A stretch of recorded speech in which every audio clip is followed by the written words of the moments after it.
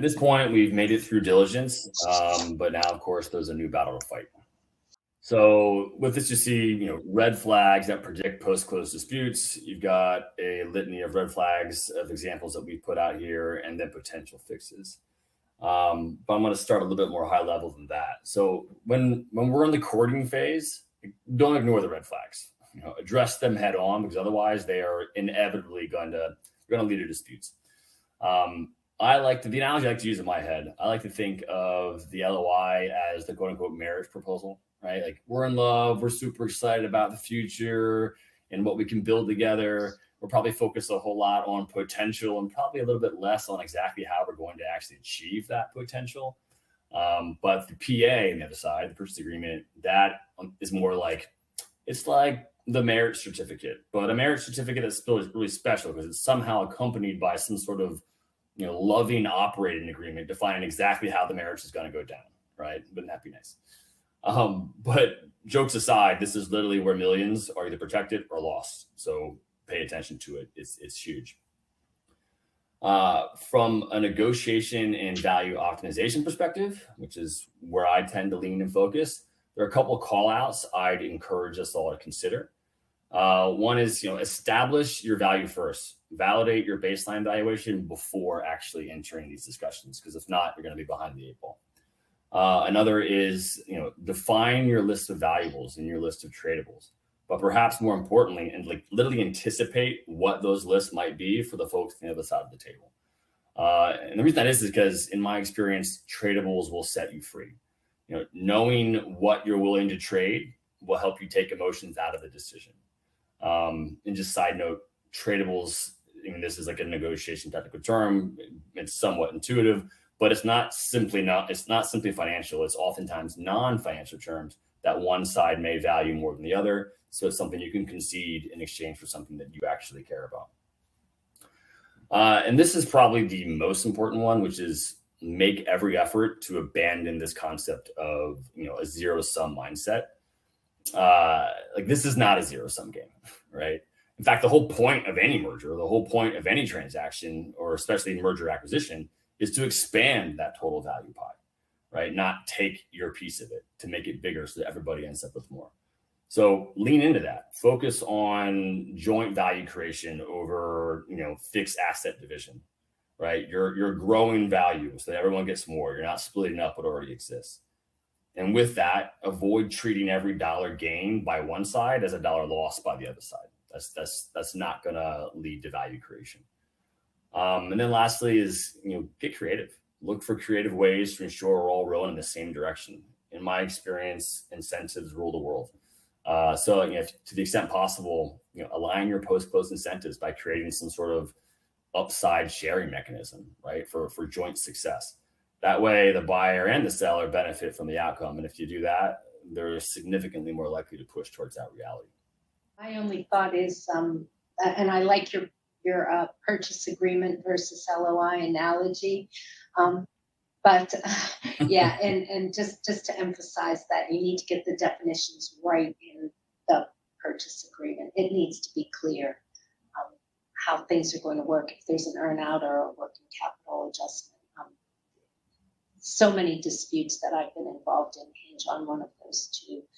And sometimes I'll come in and I would just think, I wish I had seen this before the deal, because I could have changed like 3 words and we would not be sitting here today. Yeah, I agree wholeheartedly. Your tradables is your compromise, and nothing, you have to compromise at some point in your life. So know what you're willing to compromise ahead of time. And that true up timeline, that for me is critical. Have it defined, right? If a CFO could only negotiate one specific term to protect their post-close, I guess we'll call it sanity, what do you think it would be? Or what is it for you? Not having an earn-out, I guess, because those always result in disputes and are very hard to define in a way that is totally objective and doesn't allow for any subjectivity. I'll piggyback on that. With my experience in alternative deal structures, earn-outs being one of them, the key there is that's got to be super tightly defined, right? Like there's no wiggle room. everyone looked at this and knows exactly what the terms are. Without that, you are going to fight over it. I mean, Barbara, I agree with her. Like, that's hands down. But my number two is like that timeline process.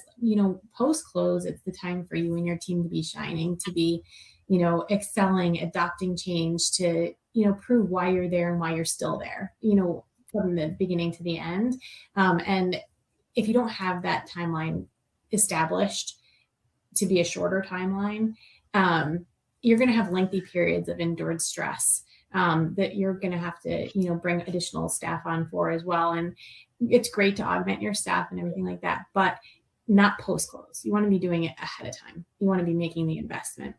Look, you need both strategy and hands to execute it, right? It needs to be strategic and tactical. That's the secret sauce. But in other words, and perhaps a little self-serving, we find that our clients tend to require a balance of support. And that support tends to range from your advisory level expertise that's going to help manage and drive the transaction, but also help scaling or backfilling day-to-day operations to make sure that you're managing that burnout, right? You're managing that day-to-day operations. SK and Barbara, what sort of support are you guys providing clients currently? And then, what trend lines do you see across your clients in terms of needs around expertise and scale? I mean, most of the support that we provide is either preparing our clients for a deal from the sell side, or working for a buyer who is coming in and looking at a company. And I would say that the biggest need that we see very often is just bandwidth in the accounting and finance function.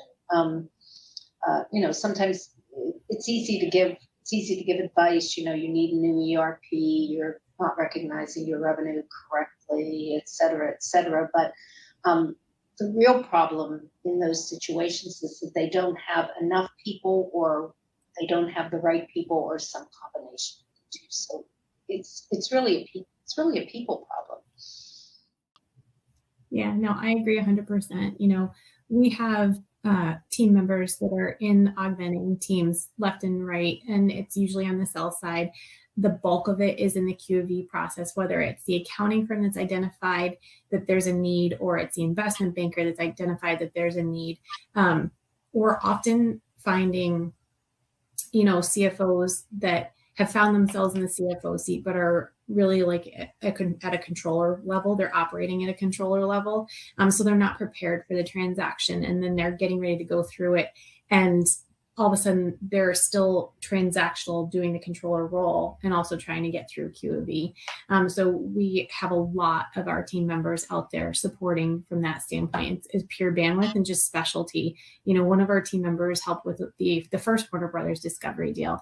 And he's making a huge difference in the company that he's been helping, in just everything from getting through QOV speed to wrapping it up and getting it done, but then also identifying where they can increase automation to make the company more palatable, to increase the deal terms. So it's kind of all over the place. But we have consultants helping, our clients doing integration work post close as well. So we're all over the board, but I would say the bulk of the trend right now is on the sell side and the QB support.